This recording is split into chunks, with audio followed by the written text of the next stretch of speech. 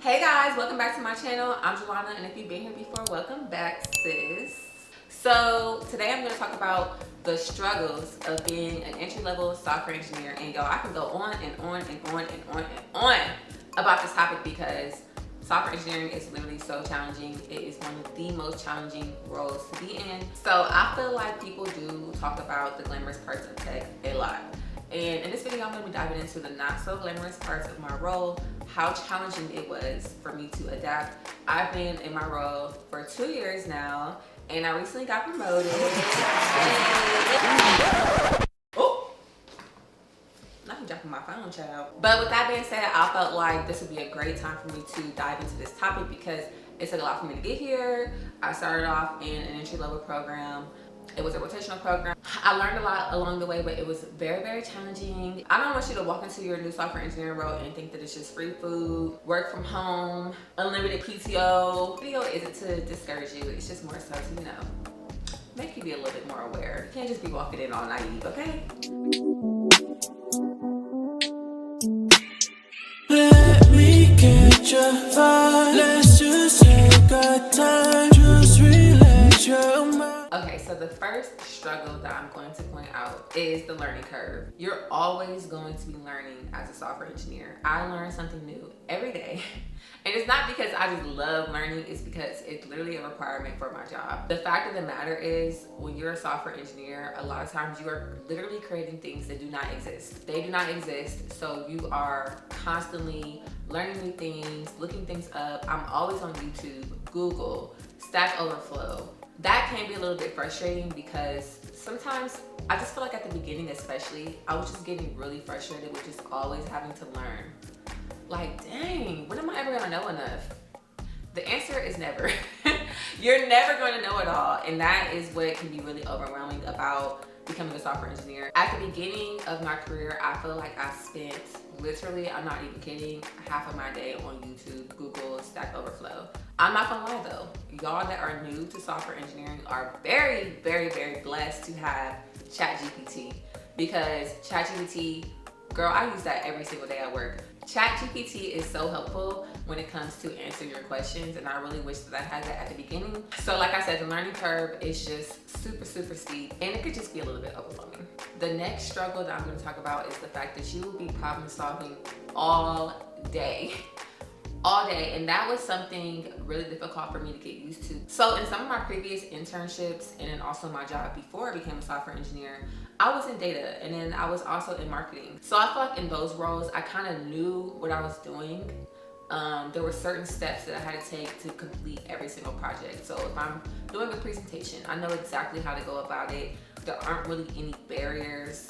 It's like you already know how to do everything. It's not like that with software engineering.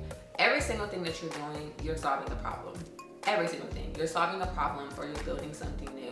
It can just be a bit overwhelming to have to use that much brain power every single day. Like, are you kidding? Every day though? Every day? Like every day. That's dragging it. At the beginning, everything is gonna be new. So I remember one of my first assignments was to implement a download button. Well, now I gotta figure out how the heck I implement a download button. So now I'm on Stack Overflow and I'm trying to figure out how to do that. There's a steep learning curve that I'm talking about. Now I gotta figure out how to take the solutions that I found in Stack Overflow and implement it into my massive ass code base. And this is my routine every day. And that one project at the beginning probably took me like 2 weeks. I'm not even gonna lie. It took me like 2 weeks, and that is ridiculous looking back on it. Like, girl, be so for real. Why did it take you that long? Because now when I need to implement download buttons, which is all the time, I literally did like 2 in like 1 hour, like less than that. It's so easy now. It's just that when you're entry level, you're gonna be doing a lot of things for the very first time, and it's really gonna be like this huge, huge problem to solve. Like sometimes I just wanna wake up and answer emails or answer Slack or make a presentation or something. Like, I don't always wanna be solving problems all day. At the beginning, it just feels like that a lot. So the next struggle, this is kind of along the same lines of problem solving every day, but This is the fact that every single day is different. Like I said, when I was a data analyst, or even when I was a marketing intern, I knew exactly what my day was gonna be like. I knew I was gonna wake up, I was gonna get on Excel, I was gonna run this very specific report. I knew all the steps I had to follow. I knew I was gonna throw that on Tableau. My job was so easy. Like, I knew exactly what I was gonna do. I knew exactly how to do it. I had the same reports that I had to run every month. I had some reports that I had to run every week, and I'm doing the same thing over and over and over again. Every now and then I gotta add a little bit of Excel formulas and come up with some new things, or I might come up with some new graphs in Tableau, but for the most part, like, most of my day was the same. You know what I'm saying? Here, baby. Okay, I'm off tomorrow for Juneteenth, but I have no idea what's going on Tuesday. I have no idea what's going on Wednesday or Thursday or Friday. If I had work tomorrow, I couldn't even tell you how my day's gonna look like tomorrow. I have no idea. It's just vibes every single day. It's just vibes. And it can be a little bit overwhelming because if you're a type A person like myself, you're gonna have to just let that go. Every day, just let go and let God, because you just can't control how your day goes. You might wake up one day and need to do something simple. So like, for example, now a very simple task to me would be implementing a download button. So let's say I do that. It's gonna be something. You just never know what you're going to run into that could take up your whole dang on day. And sometimes it's just so frustrating that, like, as a type A person, I really cannot predict my day. Are you kidding me? This is not how I thought my day was gonna go. Like, I wake up thinking I'm about to do this. I got this at 1 o'clock, this at 2 o'clock. I know I'm gonna get this done by 3, baby. Let that go. Just let it go. Because it's probably not gonna happen like that. But that is also a bright side, is that every day is different. Like, I get to work on different projects all the time. If you don't like what you're working on one week, you know that the next week it might be completely different. And honestly, that has happened to me. The whole entire months of February and March were hell. H-E double hockey sticks. Terrible. But now, it's like I got a whole new job because I'm working on a whole new feature. Okay, y'all, so the next thing that I'm gonna talk about is actually a very, very big one. And that is learning how and when to ask questions, and also feeling comfortable and confident enough to do so. Now, this is something that people struggle with, I mean, at any age, at any amount of tenure. I have people who literally came in with me that I was talking to just last week about the same thing, and they're struggling with this, asking how to go about it because they don't know how to properly handle asking questions when they are in a new environment. I have had interns confiding me about this, really frustrated about the fact that, you know, they might have received feedback that they're asking too many questions. I mean, this has happened to so many people I know. The fact of that matter is, you are not going to learn unless you ask questions. You might make some people feel uncomfortable, you might annoy some people sometimes, but you're not gonna learn. Now, I'm not saying don't be strategic. You should be strategic about how and when you ask questions. This is my personal strategy. You don't have to follow it at all. But personally, I like to read the room a little bit first. I like to feel the vibe. You're gonna have all different types of people on your team. First, when you first join a team, schedule a 15-minute introduction with every single person on the team, okay? Every single one. That's how you get a little bit of a vibe check, okay? Then, what I also like to do is I like to schedule a follow-up where I have each person explain the specific parts of the product that they work on, mostly only if it pertains to my work. You wanna talk to them so that you can figure out where y'all's work will overlap, right? And those 2 calls, you're gonna find out everything that you need to know about them. Do they like when you ask questions? Do they like teaching you? Because some people, you can really tell, love teaching. They love answering questions, and those are going to be your go-to people on the team. Read the room first, and I feel like that's where a lot of people go wrong, is that they don't know how to read the room. You're asking people who are clearly annoyed at answering questions, most of your questions. Don't do it. Wait until you figure out who to ask questions from. And that was just like my takeaway. Also, don't fight me over this because I know how y'all like to tussle. But I know people be like, there is no question, that's a dumb question. That's not true, okay? I'm not asking no dumbass questions in no team meetings. Save those questions for when you one-on-one. Save them for on the side. Write them down and ping somebody later. You know what I'm saying? I'm not asking no dumbass question. Managers, they be trying to encourage you to ask questions, blah, blah, blah. No questions are dumb questions. There are definitely dumb questions. Questions might not be dumb questions, but questions can definitely make you look dumb. Fortunately, I feel like most people that I work with love answering questions, so I feel like I don't really have this problem as much, but I definitely have been in environments where it's very clear very clear that this person does not want to answer any more questions, has an attitude every time I ask a question. And I have also been in environments where, like, unfortunately, that's the only person that I can ask questions. And if that's the case, if the only person that you can ask questions to is an asshole, ask your questions, honestly. Because you have to learn. That's the only way you can learn, if you ask questions. So if they don't like it, oh well. Side note about questions, don't ask the same question twice. Like, that is the biggest way to frustrate anybody, is if you ask something that someone has already answered. And I have been in meetings where people ask dumb ass questions, and not only that, they're asking people to repeat themselves, and it's cringing to watch because I can see people get frustrated. You know what I'm saying? And I'm not gonna lie, I'm a person, you can come to me with questions. You can come to me to problem solve. I'll write code with you. Like, like, you can definitely come to me. And if you watched that video, my last vlog, you saw that I was nominated for a community award. But it's just important that, like, if you are going through these types of struggles, whatever struggles you are, just make sure that you're paying it forward and you're preventing these things for the next person. You know what I'm saying? Like, pay it forward. Okay, I'm sorry. This is the last thing I'm about to say about questions. When you are asking someone for help, like whether you're debugging or whatever the case is, you always want to preface your question by saying what you already tried. Because if you are asking a lot of questions, you need help a lot, it's always helpful to brand yourself as a person who gave it their all first. So you want to phrase the question like, hey, I'm stuck on this, or I have a question about this.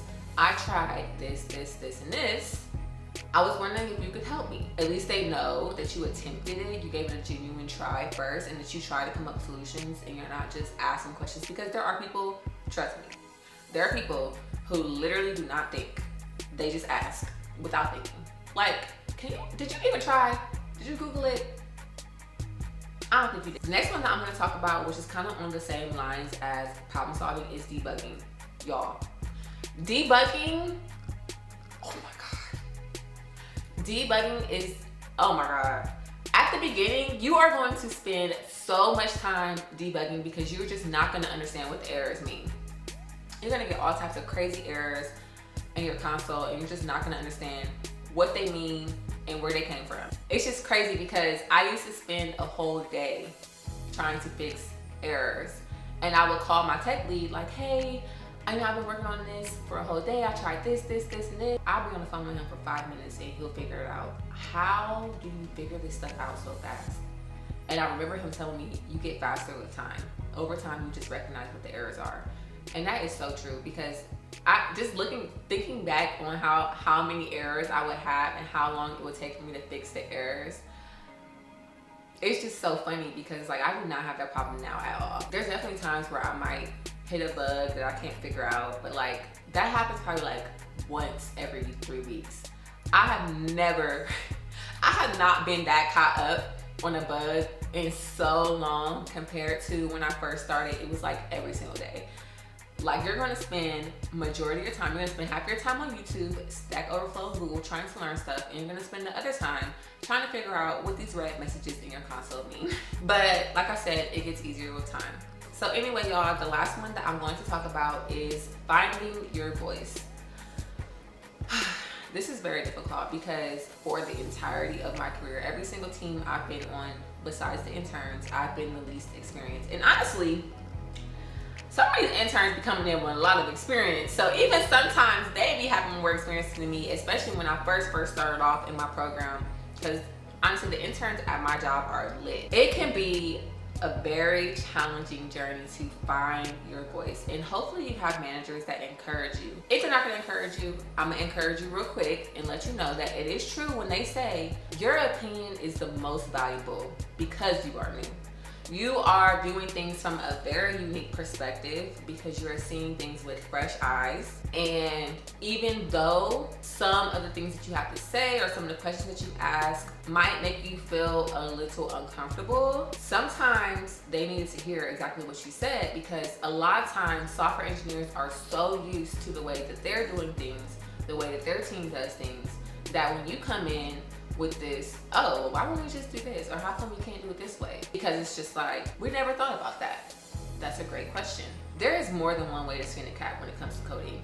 And just because it is your tech lead's way of doing things, or whoever's reviewing your code, or a senior or someone who has more experience than you, just because that is their approach, that does not mean it is the only approach. I'm going to tell you guys about where I started to learn that I really have to learn how to push back. I have to learn how to use my voice. The fact of the matter is that you are the subject expert of your area. Whatever you're working on, you should feel like you're an expert. And sometimes people might suggest things or tell you to do things a certain way. And if you really feel like that way is incorrect or that way won't work, then speak out against it. Because I have had times where I knew that something wouldn't work, but I still continued to try to do it their way. I had this issue a lot where someone might give me a recommendation on how to do something, and I was trying so hard to make their recommendation work, knowing that my solution is actually the more probable solution, where I would waste so much time. And I would tell them like, this doesn't work, I want to do it this way. And then they would be like, this is a real story. They would be like, no, like this is the correct way to do it. And I'm like, okay. And it's still not working. All this time has gone by, I still can't get it to work. So then I'm like, okay, let's just hop on a pair programming session real quick, and you can help me debug it and figure out why it's not working. And then we get in a pair programming session, and they will be like, oh, actually we can't do it this way. We have to do it your way. I didn't realize that. And it's like, had I had spoken up 2 weeks ago, I would have avoided all this. And I can't express how many times that has happened to me. And it's just like, you have to feel confident in your solutions. Like, you're there for a reason. You got the job for a reason. Yes, you should learn about the best practices and the best way to do things, but there are so many different ways to solve problems when you're a software engineer. And I can't stress enough that like, your way is probably just as correct as everyone else. It might need a little tweaking, you know what I'm saying? You might need a little revision or something, but for the most part, like, feel confident in the way that you want to do things and be open. So it's like a very slippery slope. You have to push back when you feel like you're wasting your time. And you have to also, at the same time, be accepting of any critical advice, because that is what's going to help you grow. Another thing about finding your voice is it has prevented me from wasting so much time. Even with UXD, I am not a UX designer, but sometimes I look at the UI or UXD and I'm like, oh no, baby, this ain't gonna work. I already know that the users are probably gonna come back with this feedback, and guess who will have to implement it? Me. I will have to implement it. So I'm just gonna tell you right now that I think that we should do it this way. But yeah, y'all, once you find your voice, like, it's gonna make your life a lot easier. It might seem a little intimidating at first because you are the youngest in the room with the least experience, but honestly, you're there for a reason, like I said, and you got hired for a reason. So act like it. Okay, y'all, so that is it for my video. If you guys want a part 2, let me know, because like I said, I can go on and on and on about my struggles. There are so many struggles. I would be remiss to talk about all of the benefits and perks and all the things that I get with my job, the pay, all these amazing attributes of becoming a software engineer, and then just completely ignore the hard parts, because it is very challenging. So I just want to have another transparent video and just kind of like, you know, go into detail about some of the struggles that I faced. Now that I'm 2 years in, I feel like I'm in a much better spot. A lot of the stuff that I talked about in this video, I honestly don't have problems with that at all anymore, or at least not to that extent. But at the beginning, the beginning had me by the throat, okay? Make sure you guys like and subscribe if you loved today's video, and I will catch you guys in the next video. Bye.